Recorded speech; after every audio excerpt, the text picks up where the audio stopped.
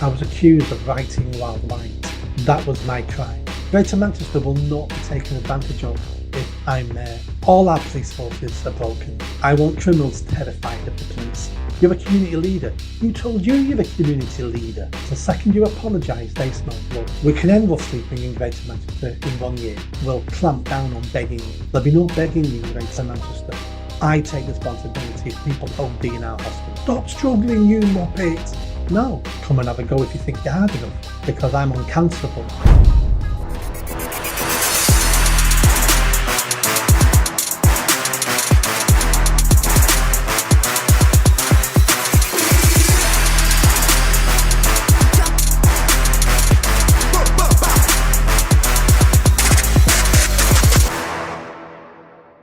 Hi, folks. On today's show, I'm joined by Nick Buckley, MBE, who is a mayoral, how do you say that? Mayoral?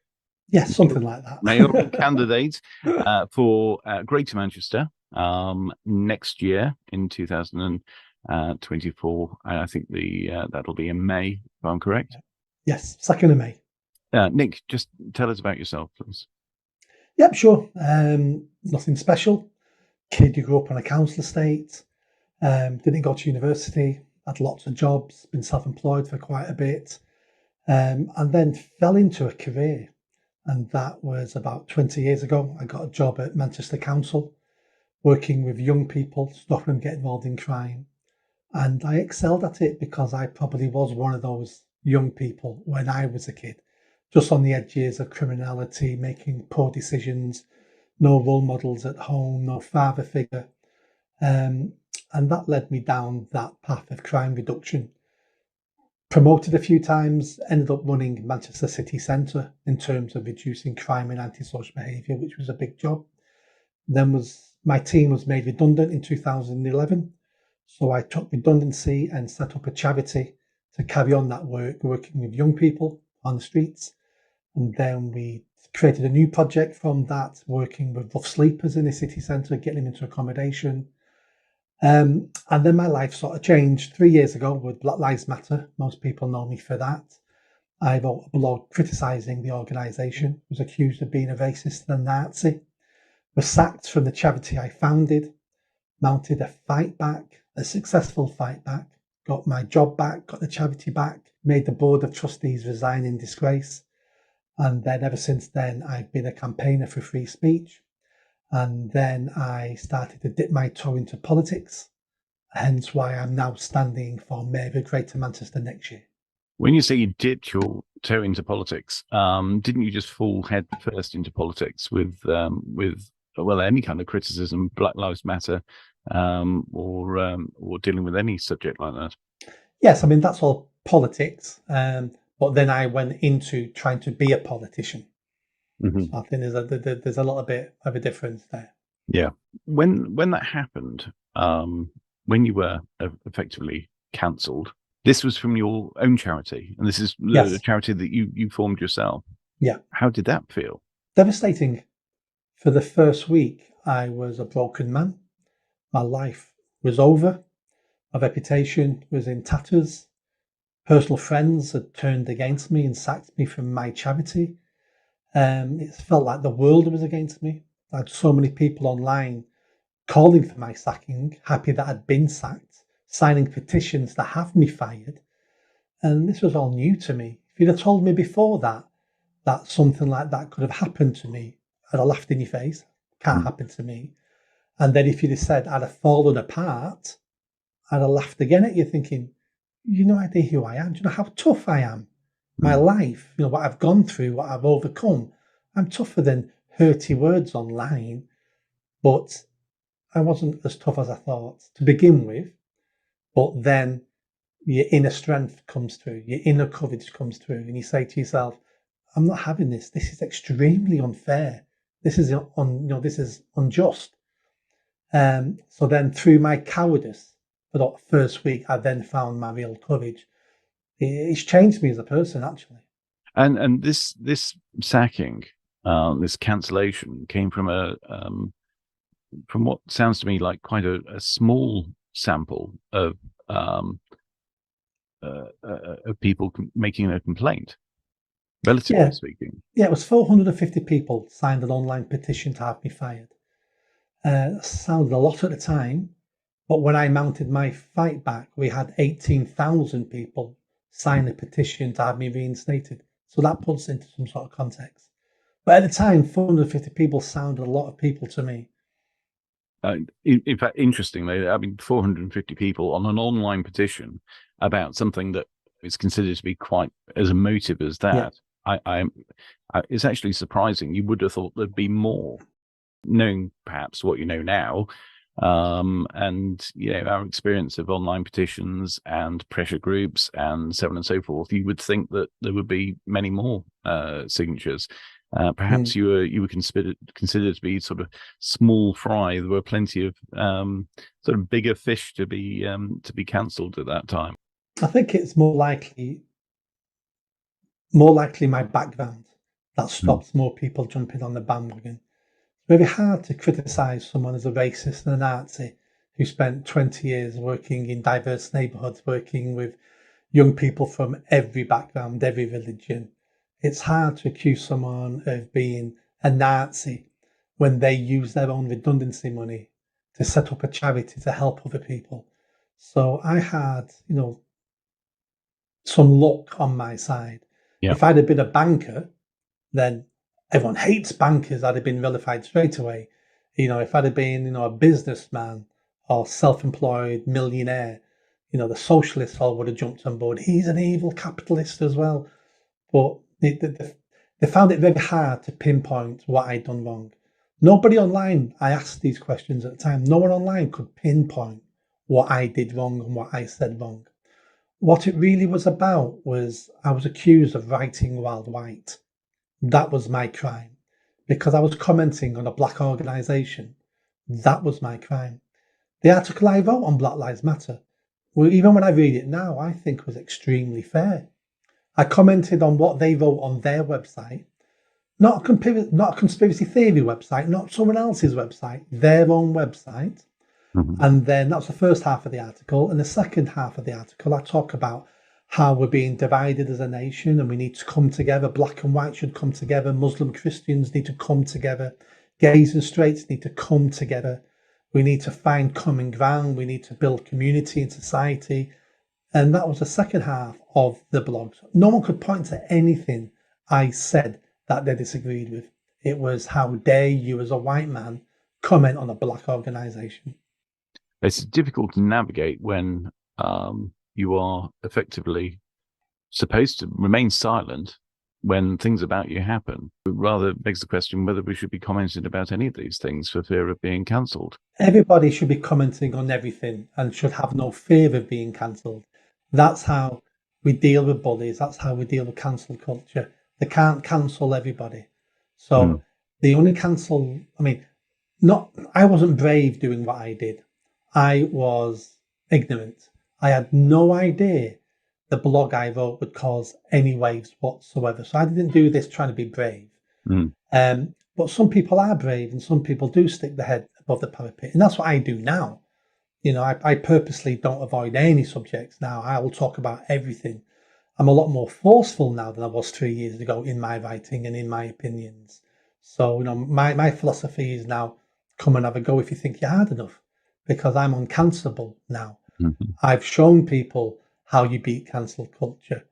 No one ever comes for me anymore now, because once I mounted my fight back, all the online bullies all disappeared overnight. Once I beat the board of trustees and they all resigned in disgrace, no one has ever come for me ever again. And that's because bullies realise now I won't be bullied. And there's a consequence to being a bully. It means you can be bullied. So bullies just go away and look for someone weaker. And the lesson from my experience would be, don't allow people to bully you. Don't be a martyr. Don't be controversial for the sake of being controversial and lose your job. Well, that achieves nothing. But when you know this is true, when you want to speak your mind, do it in a professional, polite way. And then you're not a coward. I wrote a whole book on this called Lessons in Courage, available on Amazon. And it's about what happened to me That's the first chapter, which everyone knows now. I'm sick of talking about it. But then it's also about how I fought back and where did my inner courage and strength come from? And it came from all my past experiences. And everybody has those experiences. There'll be different experiences, but everybody has overcome many things in their lives. And it's about realizing that and tapping into that strength and then using that to fight the bullies. We all can do it. Well, unfortunately, not everybody's so strong. Although we might all have opinions, we might not necessarily be as strong as yourself to be able to express those opinions, certainly in public. I mean, you mentioned the fact that you're not a banker, you're not a millionaire. Yes, most people aren't, and most people remain silent. What would be your key piece of advice to anyone who is caught in one of these situations, is cancelled or vilified online or wherever it may be? It's definitely fight back. It's definitely reach out for help. I have people reach out for help off me all the time, and I always give them help. Join the Free Speech Union. They were fantastic. They saved me. And it's never apologise unless you know what you said was wrong. We all make mistakes, slip of the tongue. So if you've made a mistake, just say, well, I didn't mean it like that. I meant it like this. But don't apologise. Don't backtrack what you've said, because the second you apologise, they smell blood and they come after you even harder. So apology does not get rid of the problem. I never apologised. I took down the article and I'm sorry I did that. I never apologised. And I wouldn't apologise. And I think for people who are silent, the question I will ask them is, how long will you remain silent? So they come for your neighbour, are you still going to be silent? They come for your brother or your sister, are you still going to be silent? When do you stand up and say something? Now, again, I don't want you to be a martyr. I've come up with a phrase, be a ninja, not a whinger.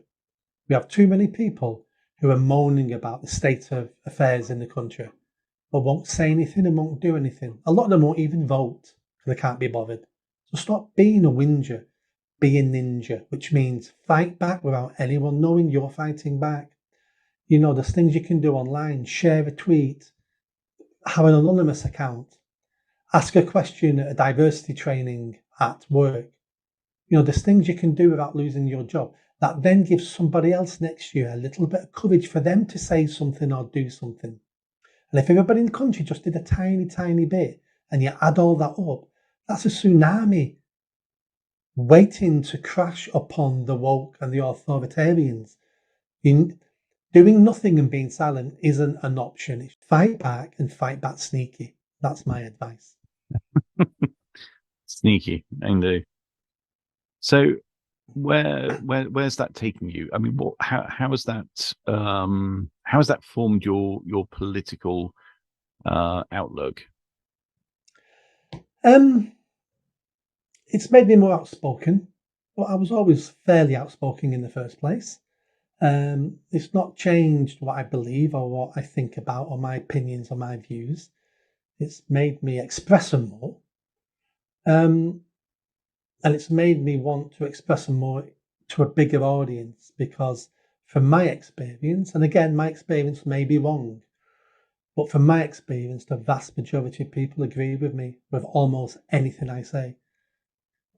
We have to be careful we're not trapped in echo chambers where I'm only hearing people who only agree with me anyway. But when I talk to family and friends and people on the street who are not political, who are not on Twitter, the biggest comment I get is, well, that's just common sense, Nick. Yeah. Everything you're saying is common sense. So, common sense just isn't so common anymore in the people with the biggest voices. That's what we need to remember. The people with the biggest voices don't necessarily represent us. No one saw Brexit coming until we had the referendum. I went to bed that night early, not even interested in the outcome, because I thought it was a foregone conclusion. There's not going to be a Brexit. So I went to bed, woke up next morning and was shocked. I wish I'd have stayed up and watched the results come in. So change can happen, but the people with the loudest voices don't always represent you. So you've got to represent yourself, which means you've got to elevate your own voice. Going from being perhaps you being a force for change, let's talk briefly about Manchester. You are the candidate for Mayor of Greater Manchester next year. Yep. You're an independent candidate. Why independent? You stood for is it Reform UK? Why now independent, and why Reform in the first place, I should say? Yeah, I stood for Reform last time because it was a marriage of convenience. The week I decided, so this was 3 years ago, the week I decided I was going to stand for mayor last time, Greater Manchester Police had just gone into special measures. And I was sat on my settee saying to myself, I'm sick of this. The country's falling apart. The police force I used to work with, I've trained police officers, I used to be based in police stations. The police force are that bad now. They've gone into special measures. The second time ever in the history of the country, a police force have gone into special measures. It's Greater Manchester Police. And I thought, I've had enough. I'm going to stand for mayor. No chance of winning, but I'm going to raise all these issues and I'll try to embarrass Andy Burnham and try to make sure people vote for someone else. And the same week, I was thinking that a new party was announced on TV. So Reform UK came out of the Brexit party and said, we're now Reform UK. And this is what we're going to do. And I thought, right, they've not got a candidate for the mayor of Greater Manchester because they're only 2 days old. So I tweeted Richard Tice, the leader. He phoned me up 40 minutes later and said, yep, you can stand for us. That's why I stood for Reform last time. The reason why I'm not standing for that, I never joined the party. I wasn't a party member of Reform. I just stood with them. Mm-hmm. When I was campaigning 3 years ago, I had two main messages that people on the streets were telling me. The first message was, we don't want a mayor of Greater Manchester. No one asked us. It was forced upon us, which was true. So I'm not voting for a mayor because we were never asked in the first place. I don't want a mayor. And the second thing people said to me was, we like what you're saying, Nick, but we're sick of political parties. I'm not voting for any political party. You're all as bad as each other, plague on all your houses. And that's when I decided if I stand again, I need to address those 2 points. So if I stand again, I have to be an independent candidate. And if I stand again, I must promise the people of Greater Manchester that if I'm elected, I'm going to hold a referendum on if you actually want a mayor or not. And if you don't want a mayor, we'll scrap the position. It seems like a very odd, stance, if you like, to be putting yourself forward as the mayor of Greater Manchester, and yet at the same time, but to some extent, on a platform of also, if you don't want a mayor, we can scrap it. Isn't that sort of rather pulling the rug from your own feet? It is, and it would be a strange thing to do if I actually wanted to be mayor of Greater Manchester. If that was my dream in life, then it'd be a silly dream to have. But I don't necessarily want to be mayor of Greater Manchester. I don't necessarily want to be a politician. What I want is to improve the country I love. That's what I want. And if by a self-sacrifice, I can show the people of this country, you don't have to put up with the political system we have. You don't have to put up with the politicians we have at the moment. Your voice matters. Your vote matters. You count. We can have change if you want change. Because look, we're getting change in Greater Manchester. They didn't want this extra layer of bureaucracy, so we're getting rid of it. Why? Because the people asked for that. Above everything, I'm a Democrat. I want democracy. I want the people to have their say. And the people may be wrong sometimes and may make mistakes, but I'd rather those mistakes be the people's mistakes, not politicians' mistakes. So for me, it'd be a win-win. If people don't want the mayor's position, let's get rid of it. At least then I fulfill the promise to the people, and that hardly ever happens these days. I understand that turnout is not high when it comes to these elections. It's about just over 30%. Just over 30%. Yeah. Now, as an independent, is that low turnout effectively useful to you? Because otherwise, you would normally assume that an independent would be quite way down the ranking when it comes to votes. Is it helpful that perhaps if you can mobilize people that wouldn't otherwise be voting, you could actually achieve something there? Who knows? That's the $1 million question, isn't it? Is a low turnout good for me, or a high turnout good for me? The answer is I don't know, and it's not worth thinking about because I have no control over that. I've got to play the game I'm in, and the game I'm in is the election will be the 2nd of May, and I've got no idea if it'll have a high turnout, low turnout. It'll have the same amount of turnout if there's not a general election on the same day. So I would imagine it'll be 30% unless they call a general election on exactly the same day, in which case turnout will be 70, 75%. Which one do I prefer? I have no idea. And I've given it no thought because I have no control over it. How do you look at national politics? What are your thoughts on our current situation? I think it's the worst it's ever been. I think 40 years in the EU has ruined British politics, and it's going to take a decade or two for us to get back to having a decent quality level of politicians in the UK. We've not needed leaders in the UK now for 40 years. And you think, why? Well, leaders make choices. We couldn't make choices when we were in the EU. All we did was implement foreign laws and directives. So we needed middle managers. That's all our politicians are at the moment, middle managers, implementing what they're told to implement. There's no leaders. The Tories are absolute shambles, absolute shambles. Half the people, half the MPs who are Tories wouldn't have been Tories 20, 30 years ago. They'd have been Blairites. The Tory party, there's nothing conservative about the Tory party whatsoever. Absolute disgrace. And then when you look at Labour, another absolute disgrace. Don't care about the working person, don't care about the working class. They bought into identity politics. They're going to be they'll be worse than the Tories in power. But do you know what? That'll be a blessing. I actually want Labour to win the next election because that will force the Tories into opposition and spend 5 years soul searching. And maybe then some leaders may emerge. Maybe then they'll get some decent policies and stop this Blairite agenda they always seem to be pushing. Then you look at some of the other parties. The Lib Dems are mental. The Greens need the Greens are as if they've escaped from a lunatic asylum. I like all the small parties. I like Reform. I like Reclaim. I like the Heritage Party. I like the SDP. All these parties have something to offer. I don't agree with all of them on all their policies, but even the policies I don't agree with, I can understand where they're coming from with those policies, and they're sensible where they come from to create those policies. So all those small parties, I'm 100% behind. So I tell people, vote for the small parties. The one thing I find with these small parties is because you have a number of small parties who are sort of outside the usual realm of the two-party system or three-party system, depending on how you look at it, that we have, is a good deal less useful than if they were working together. Now, I understand this is a bit of a tired point of conversation because people always talk about these parties working together, and for whatever reason this isn't possible or likely.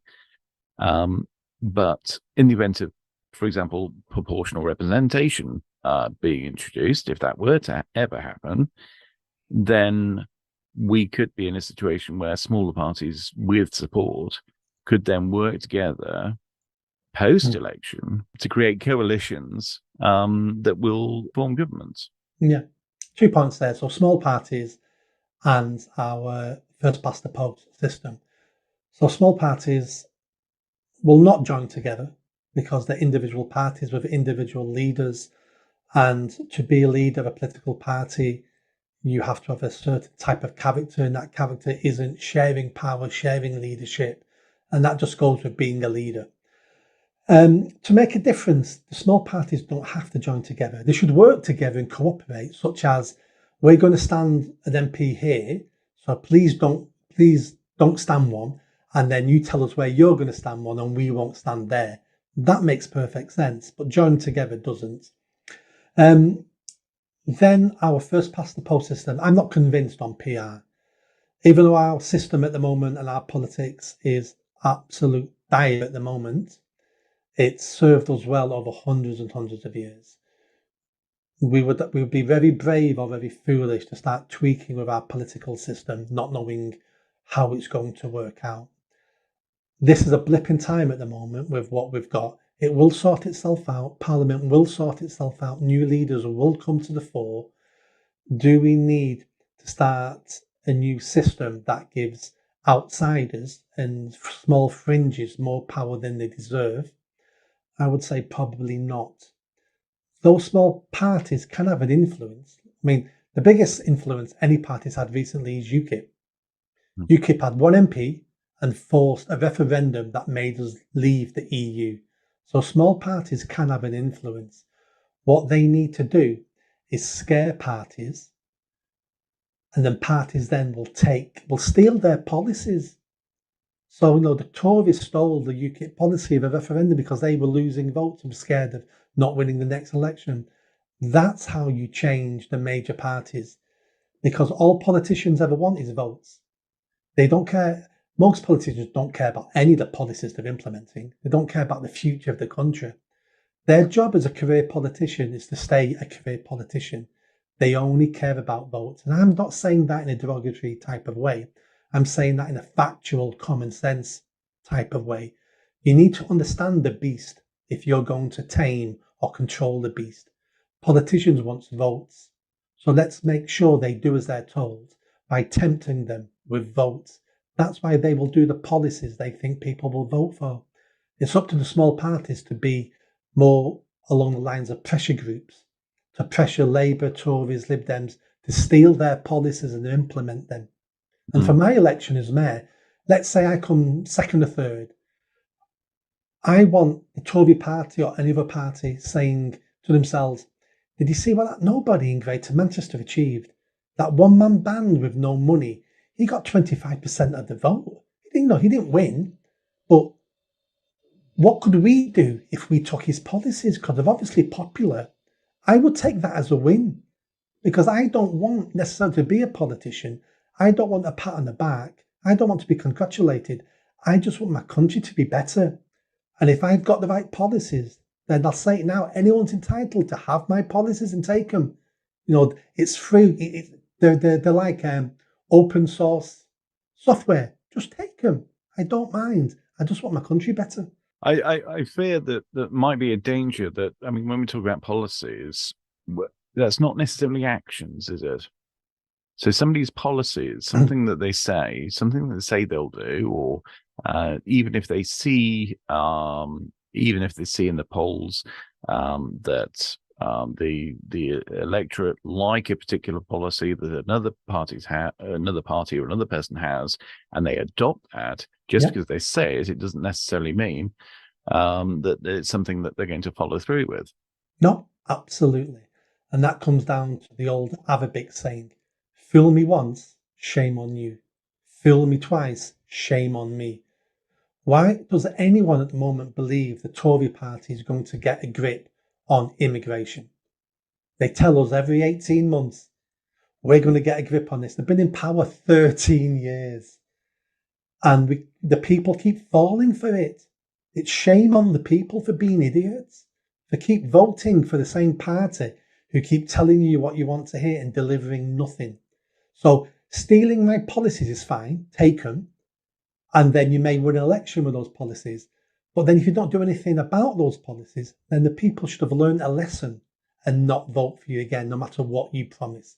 Because once you break your promise, any other promise you make after that is worthless. We should be men and women of our word. Let's talk about ULEZ, or the what was proposed alternative to ULEZ for Greater Manchester. Yeah, the clean air zone. Clean air zone. That is now gone. For now. Yeah, at yeah, least. gone for now. Yeah. Could you tell me what happened there?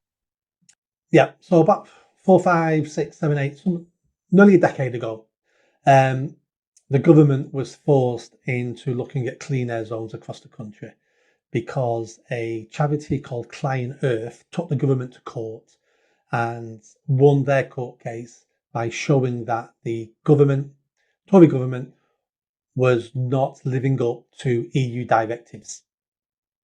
Even though at that point, I think we'd just left the European, well, we just had the referendum then, but we're still in the EU. So the government said, right, we need to do something about that. So they then looked across the country, found some areas that a little bit of pollution was going above and beyond the EU directive. So created then clean air zones and said to local mayors in those areas, you need to get your pollution down. That was a directive from government. That's all they said was, you need to get your pollution down in these areas. They didn't tell them how to do it.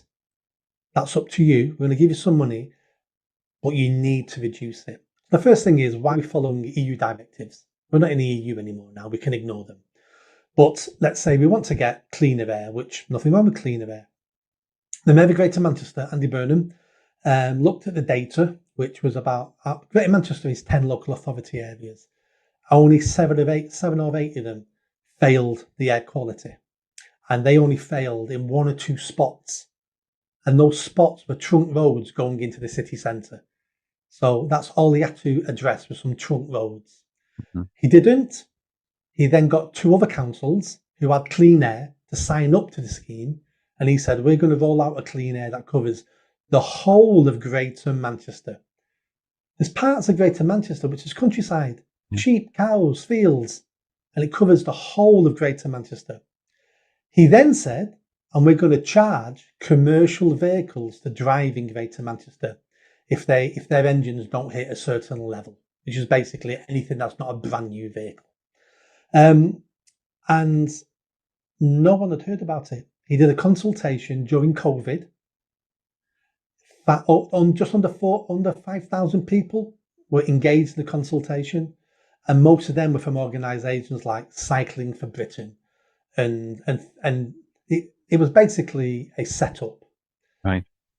The signs went up after he'd won his second election across Greater Manchester, saying this is coming, and everybody went, "What's a clean air zone?"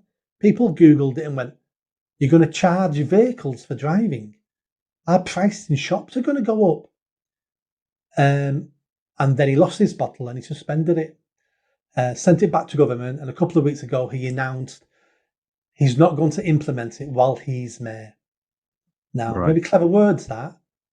All the infrastructure is there waiting to go. You spent 200-300 million on this. All the cameras are there. Contracts have been signed now for 2 years. It's costing so many 100,000 a year for maintenance of cameras that have never been used. And he said, we're not going to implement it while I'm mayor. All the rumours at the moment is he won't be mayor next year. He's going to jump ship, go to Parliament. He wants to be an MP, and he wants to be Prime Minister when Labour take over. So the mayor who comes after him, if they're a Labour mayor, can flick the switch, and you can have a clean air zone the day after tomorrow. So the fight's not over. All the infrastructure's there, and that's what, if I'm elected, that's what I'll be doing. I'll be removing all the infrastructure, because whoever comes after me can flick a switch, and we'll have 15-minute cities. We'll have driving your car being charged per mile. We'll have a clean air zone. We'll have ULEZ, and I'm not willing to leave all that infrastructure in place. That's why it needs to go. Although, if he's sitting in Westminster, we'll be getting close to that on a national basis anyway. Exactly. That's why. If he jumps and I'm elected, that's why those cameras need to go ASAP before a Labour government. And we've already had what's her name? She's deputy leader of the Labour Party, deputy prime minister. I forgot her name now. She's from Tameside, an MP for Tameside in Greater Manchester, and she's already been on TV. The clips are out there. She was on the BBC saying clean air zones and ULEZs will be coming to every town and city, right? Because it's the future. So they've already told us what they would like. Sometimes we just don't want to listen to them. It seems like a lot of things go from "don't be silly, that's a conspiracy theory" to "oh, it is happening," and there's not an awful lot in between. Yeah. So that it appears that with a lot of these things, there is no there's no canary in the coal mine, because they're silenced and called a conspiracy theorist, and then the next thing you know, we're in the midst of it, and then Yeah, we're sort of backpedaling to get out of these situations. I think many politicians have the theory that the public is stupid. And then sometimes I realise they're probably correct. Because look at what they're getting away with. Mm. Look at what they're telling us one day, then doing the next. And I think they've worked out that there's a large part of the population who is stupid, or lazy, or apathetic, or don't care, or even maybe so comfortable that they're not interested. Even the poorest people in this country today are richer than the richest person in this country, 100 years ago. Mm. So, and even though we think we've got problems, we've only got first world problems now.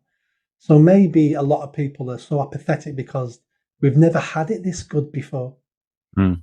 But things can get bad, things can get worse, and things can get worse extremely quickly. And that's what we're trying to avoid. If we look back at lockdown, I have to wonder, which is the most dangerous? Is it government, or is it the people that follow government? What are your thoughts on that? It's both. COVID showed us all that the majority of people will prefer safety over freedom. Mm. And that's something we've always known. History shows us this. That's why we have dictators, because they always portray themselves as strong men. Same with kings and queens. They always portray themselves as strong because that's what we're looking for. We're tribal creatures at the end of the day, and tribal creatures will follow the tribal leader. It was the only way we survived.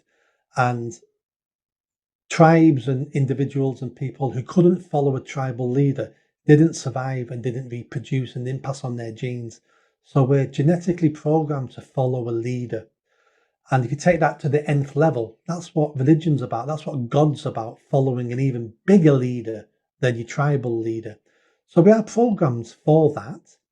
And we've only been a modern world for a couple of 100 years. So it may take, 100,000 years for a lot of this to be bred out of us. But at the moment, we're a tribal creature. And to a certain extent, there's nothing wrong with that, because in times of need, in times of danger, we need leaders. We need strong people.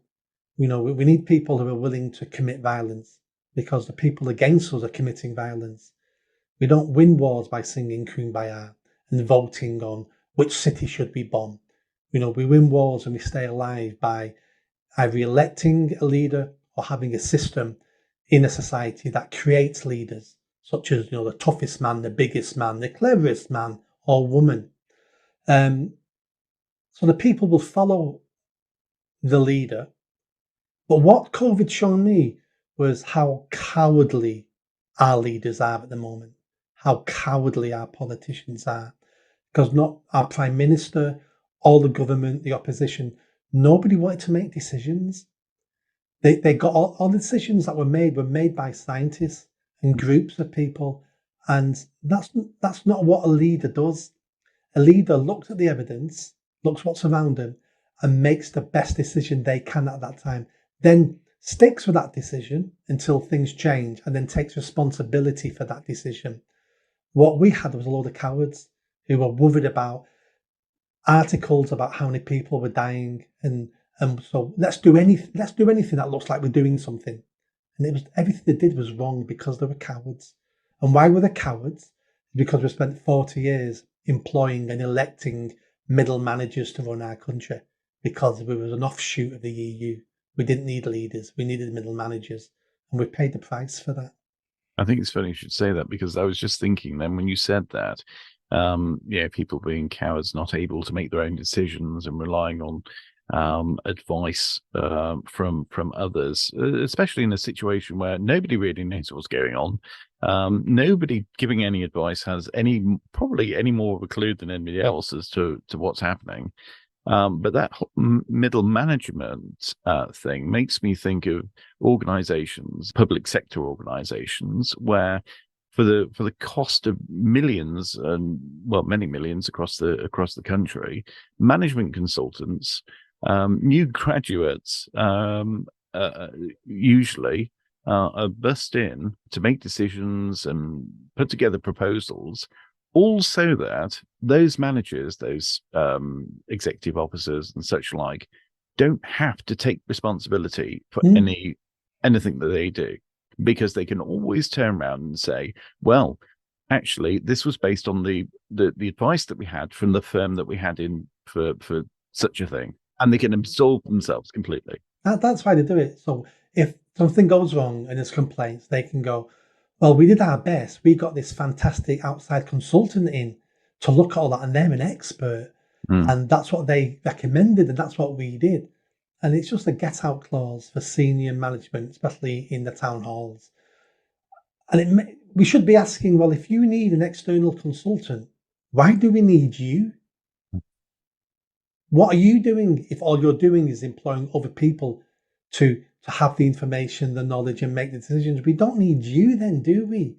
But we don't ask those questions. And when you pull that up, that's exactly what 10 Downing Street was doing. They couldn't make a decision. They were too scared to make the wrong decision. I mean, I agree. Did I agree?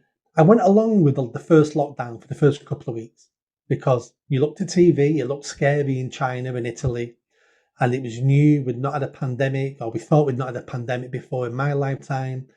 And after a couple of weeks of lockdown, it was plainly obvious to me that this was the flu, that this wasn't serious. This wasn't serious like we thought it was serious. Of course, people die of the flu every year, but it wasn't as serious as we thought. At that point then, a leader, Boris Johnson should have said, okay, people, this is what we did because we wanted to be safe than sorry. We've now realised it's not as dangerous as we thought. Lockdown's over. Isolate if you're vulnerable. We're going back to normal. Sorry for the inconvenience for 2-3 weeks. I take responsibility for that. I'm sorry, but I put your safety first. But things have changed now. We've got more information. It's over. I would have applauded that man for saying that. But what happens is they find themselves on the treadmill of, we then admit that was a mistake. So we've got to carry on down this road no matter how much damage it does because we don't want to admit that was wrong. Well, when information changes, you should change what you think as well. And that's cowardice. A real leader would go, changing plan now because things have changed. And the public probably would have applauded someone doing that. Well, yes, and also they've got the opportunity to do it because it is an ever-changing thing, and it is an ever-changing stream of information that they're getting as well as we are. So it is. I don't want to say a get out, but it is a possible get out to say, well, you knew when I knew. What can I say? Yeah. I don't know. It's difficult. I mean, given that sort of situation. Do you end lockdown because you want people to get back to normal life, or are you going to be slightly concerned that if there's a slight uptick in deaths after letting people get back into normal life, that's going to be put on you? I think that's a very difficult position to be in. I don't think it's difficult at all. It's called leadership. Do you have generals sending their soldiers into war going, oh, should we send them into war? Some of these soldiers may die. I might get blamed for that. Well, that's their job. Same with our top politicians. It's their job. It's not their job to worry about their career. It's their job to worry about the country and the public. They should have ended that lockdown after a couple of weeks and told the truth. That's all we expect. And let's say more people would have died then because more COVID would have spread a bit more people may have died or may not have died, I don't know. But let's say more people died. Well, the answer to that is, well, we advised you that if you're vulnerable, don't mix with people. And, all we can do is give you advice. We're not a dictatorial nation. As Prime Minister, I only have the right to lock you in your houses at the most present times. And I didn't believe this was the most present time. I didn't force you out your houses to catch it. I gave you the power over your life, and I gave you the chance to make the decisions for you and your family, because that's where the power should be. It shouldn't be with me as a politician. It should be with you as an individual, for you and your family. That's what I keep saying his name wrong. Boris Johnson should have said. I keep on thinking you're going to say Bobby Charlton for some reason. Yeah. When it comes to making decisions and actually seeing things through and getting things done, we're not just talking about Nick Buckley, Mayor, who's going to sort out these cameras, these clean air things. There are other things in the pipeline as well. One of those things is one of those very important things is crime, and I'd like to talk to you about that, but also homelessness, which is quite sort of dear to your heart because it's something that you've been working on for many years. Can you tell me what you have been doing and what you would aim to do? Because you've got some quite big claims when it comes to homelessness and what you aim to do with that in Greater Manchester. Yeah, so we're looking at homelessness. What I mean by homelessness is rough sleeping. So homelessness is a generic term which can mean lots of things. Sofa surfing, living in overcrowded houses, living in a hotel, a B&B. I'm not looking at that. I'm looking at the apex of this problem, which is people, our fellow citizens, living and dying in entries, surrounded by rats and lying in excrement. That's what I'm talking about. And that's what I'm going to fix. I've been involved in rough sleeping for nearly 2 decades. When I worked at Manchester Council, I was the chair of a multi-agency panel, including the police, NHS, drug services, councils, looking at ending rough sleeping in Greater Manchester. In the city of Manchester. And at that point, we had 17 rough sleepers. Can you imagine that? 17 rough sleepers in Manchester. We now have 100, if not 200. I think, it's more like 200. And then when I left, I set a charity up, and then one of the projects I set up was working on the streets in the city centre with rough sleepers, get them off the streets into accommodation and then get them into employment. And we helped hundreds of people. We can end rough sleeping in Greater Manchester in 1 year. That's all it takes. It'll take a little bit of money, but not much money, only tiny bit. Andy Burnham has spent hundreds of millions on this, and the problem is slightly better today than it was 6.5 years ago. And he spent hundreds of millions. He promised to end rough sleeping in 3 years. He's now had 6.5, and it's actually increasing. The latest stats that he's released is actually increasing again in Greater Manchester. I'm going to end it in a year, and that sounds almost impossible and crazy. The reason why Andy Burnham has failed to achieve what he wanted to achieve was he only addressed one part of the problem of rough sleeping, and that was the accommodation side. He is getting people off the streets, but every time he takes someone off the street, someone replaces that person. So it's a never-ending conveyor belt. What I will do on day one is we will clamp down on begging. There'll be no begging in Greater Manchester. Not in the city centres, not in the town centres, not outside supermarkets, outside petrol stations, outside any shops. For the first few months, you'll be moved on. You'll be warned, you'll be moved on. After the first couple of months, you'll be arrested. It's illegal to beg in this country. We won't be prosecuting people necessarily. We won't be sending people to jail or to the courts. There's no point. But we'll disrupt begging. We'll get to a stage where there's no point begging in Greater Manchester because you make no money. Because the second you sit down, you get hassled by the police. It'll be one of the police's privacy because the mayor is also the police crime commissioner. For people who say, well, that's extremely unfair, that sounds quite nasty, picking on beggars, there's not more criminals you could deal with. The answer to that is every penny that's earned through begging is spent with drug dealers. So you're actually funding organised crime. All the drugs rough sleepers take damages them even more and eventually kills them. Most of the people on the streets begging are not even rough sleeping. They have accommodation. They're just begging for money for drugs. They're tomorrow's rough sleepers. Because if they keep taking the amount of drugs they're taking, they will lose their accommodation. They will end up on the streets. So we're just supplying more rough sleepers for tomorrow. So once we end begging, the people sat on the streets then will be genuinely homeless and rough sleeping.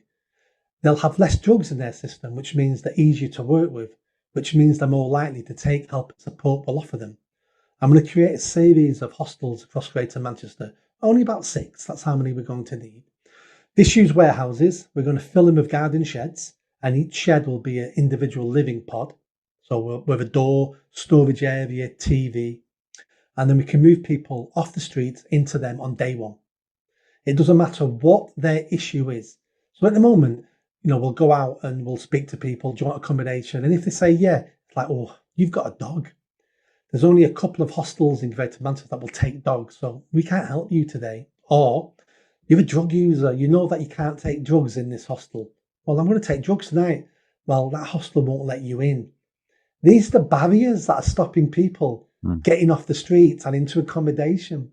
And as mayor, I'll be saying all my hostels will take dogs, we'll have kennels. All my hostels won't throw you out if you're taking drugs or you're drinking alcohol. If we see you with drugs, you'll be arrested because it's still illegal. So, I'm not looking at semi-legalizing drugs, I'm not. But if you quietly take drugs, or you come back to the hostel and you've taken drugs and you're not violent, all fine. And the reason why we don't do that now is in case someone dies. If someone ODs in a hostel, the councils are scared stiff they'll get to blame. Why are you letting people take drugs? They're dying in your hostels. So they would rather have these individuals die on the streets because you can't blame the council then. What I'll do as mayor is say, I take full responsibility. I take personal responsibility. It's not the hostel's fault. It's not the council's fault. I take responsibility if people OD in our hostels, because the odds are that person would have OD'd on the streets anyway and died. At least they died in a bed here, not surrounded by rats. So I will take that. And on the plus side, that's one death. Look at the dozens of people we've got off the streets and into proper accommodation and improved their lives. That's the flip side to this. Again, I'm tired of people being cowards. I'm sick of senior managers only worried about their job and their pension and doing the wrong things because the wrong things are convenient for them. Not in this for me. So that's how we deal with that. Then we need to look at people who come to Manchester, because people come from all over the country to rough sleep in Greater Manchester. So we can't then be a beacon for every rough sleeper. Why is that? Why is it a hotspot? Why is it a destination for that? It's got a great reputation of this is where you come to be a rough sleeper, because there's that much free food being given out, that much tents and sleeping bags all being given out every day. There's lots of services, so you're more likely to get accommodation as a rough sleeper in Manchester than you are in almost anywhere in the country. So if you're a rough sleeper who happens to want accommodation, make your way to Manchester.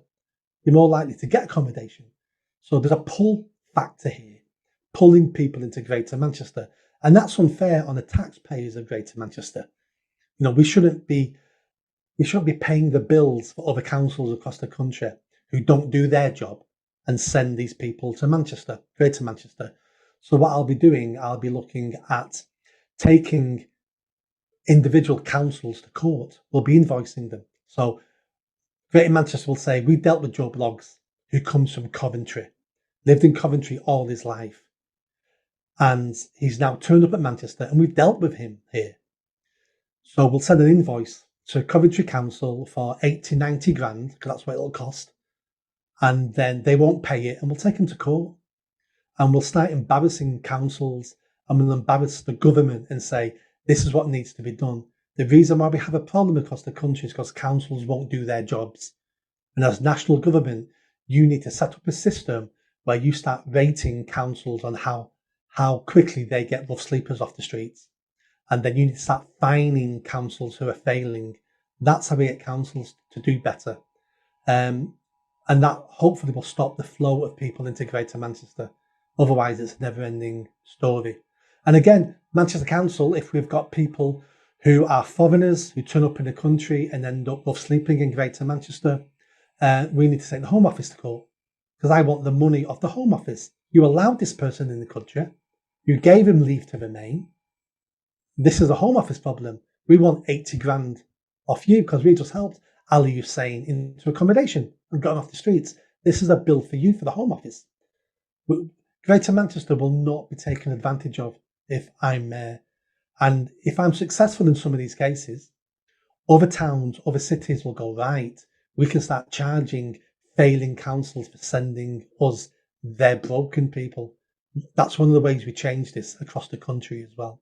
What I do in Greater Manchester isn't just for Greater Manchester, it's to improve the whole country. I want to show a new path of how we can improve many of our social problems. Because if it works here, it'll work everywhere. I've heard you talk of food, of people giving, because by and large, a lot of people are very generous, and I know that there'll be people listening to what you have to say earlier on who would perhaps be quite well-meaning, but vehemently disagree with what you said about Yeah. about giving money or food or shelter in the form of tents to people on the street. What do you say to that? Let me address the food one first with a bit of a story. So this is what I tell people who say, I don't give money because I don't want to spend it on drugs, but I give them a meal deal and that can't do any harm. And you think to yourself, well, that can't do any harm. Or can it? And let me explain the damage it does. So you give someone a meal deal, you walk away, you feel fantastic. You've done your job. You go home, you feel like ringing your mum. Mum, you're right. I am an amazing son. I am an amazing daughter. Do you know what I've done today for $3.99? I'm amazing. So it's a good $3.99 you spend because you get something out of that. You get validation. You pat yourself on the shoulder. You might even take a picture of yourself giving the meal deal out and putting it on social media so the rest of the world know you're fantastic as well. What does that do to the person sat on the street? Well, let me tell you. In Greater Manchester, you can eat free for something like 10, 15 hours a day, every day.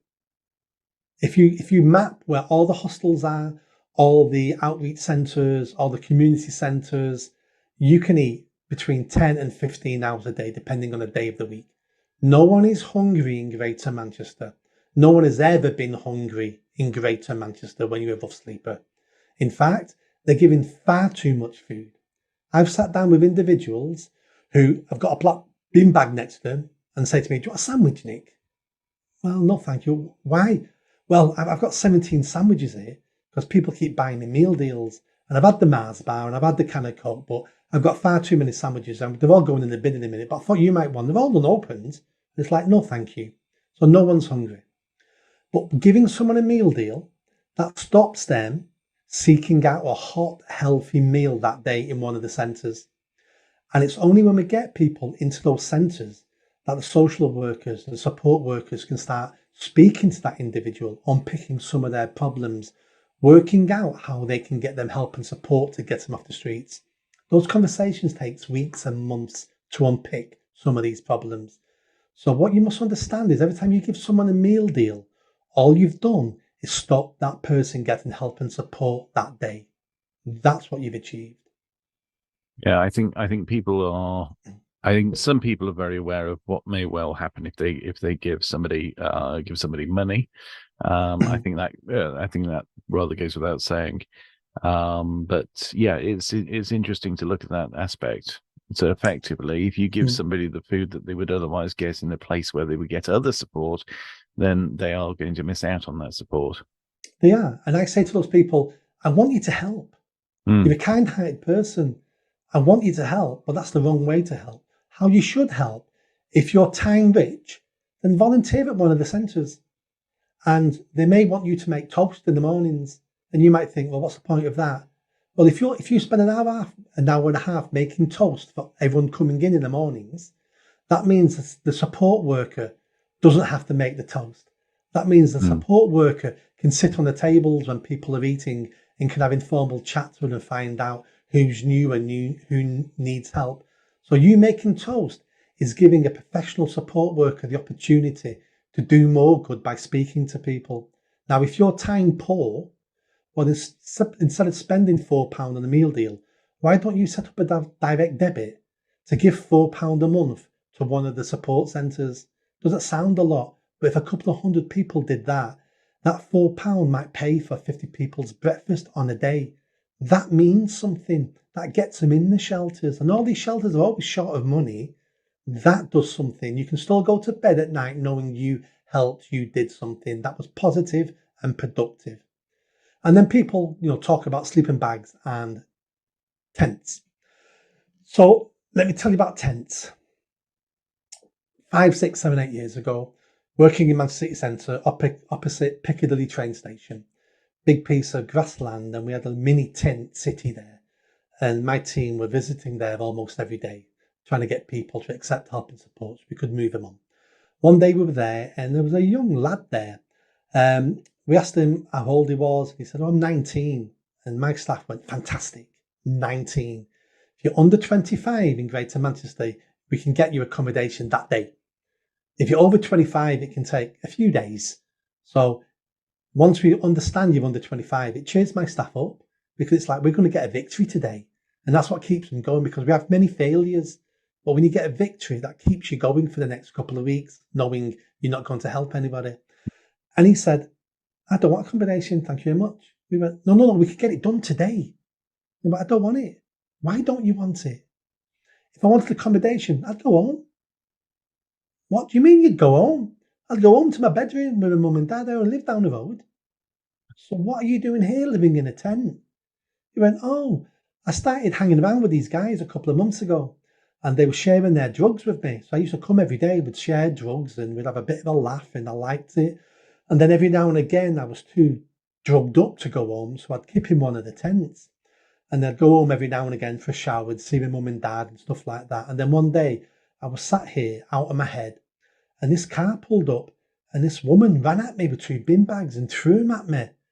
And she goes, there you go, love, you can have these. So I opened up one of the bin bags, and there was a sleeping bag and some sandwiches. And I opened up the other bin bag, and there was a tent. So I put the tent up and the sleeping bag, and I've not been home since. That person who thought she was doing a good deed has now enabled a 19-year-old boy who's got a bedroom at home to be able to sleep rough and take more drugs and live a negative lifestyle. They're the unintended consequences of trying to fix a problem you have no understanding of. And these are harsh words, and these are nice people trying to do a good thing, but doing the wrong thing for the right reasons is still the wrong thing to do. That leads into something that only a few days ago, Suella Braverman said. I've been all over the news talking about this, yeah. Yeah, she said in very clumsy words, she's a very intelligent woman. So I would imagine she picked her words very carefully. And I'm sure she knew this was going to be controversial, because I'm sure she's trying to build a reputation so she can become PM at some point in the future. Never underestimate the top politicians, that they're stupid. Everything they do, they're doing for a reason. Just because you don't understand the reason doesn't mean there's not a reason behind it. So she said that she was going to pass a law in the King's speech that would make it illegal for anybody, including charities, to hand out tents, because she didn't want tent cities springing up like in Los Angeles and San Francisco. And she said it basically as harshly as I've just said it. No context. Didn't have someone like me stood by her side with 20 years experience to be able to say it softly and explain the situation better. She just came out with it. That's why I know she did it on purpose. And then she got flack that she knew she'd get. Nasty Tories, you're evil, you want people to freeze to death in the country. I don't know of one rough sleeper ever to freeze to death in the UK. I don't know one rough sleeper ever to starve to death in the UK. So that doesn't exist. Rough sleepers die on the streets all the time. All the time. So it's not like they don't die, they do die, and it's disgraceful and we should be ashamed. But they don't die through hypothermia. We're designed to live outside. If you've got a good sleeping bag, you're fine. I'm not saying it should be acceptable. It's not acceptable, but you don't die because of it. The left jumped on her, attacked her, which I'm sure she wanted. Some of her colleagues attacked her because they don't understand rough sleeping either. That's the biggest problem with rough sleeping. It's no one understands it. So people keep doing things, trying to fix it, but you can't fix a problem you don't understand. Do I agree with her? Yes. You shouldn't be handing tents out. Just like that story I told you about, that young boy, 19 years old, who were given a tent. And let's say Giving out tents did help. Let's say that's a given. Our job isn't to make a rough sleeper's life slightly easier on the streets. Our only aim and job is to get people off the streets. Spending our time funding and organising the collection and buying and giving out of sleeping bags achieves nothing when we're looking at getting people off the streets. Why are we wasting our time on something that doesn't matter? All our time, energy, and money should be getting those individuals off the streets, not making their life slightly easier on the streets. That's what annoys me the most. So what about crime?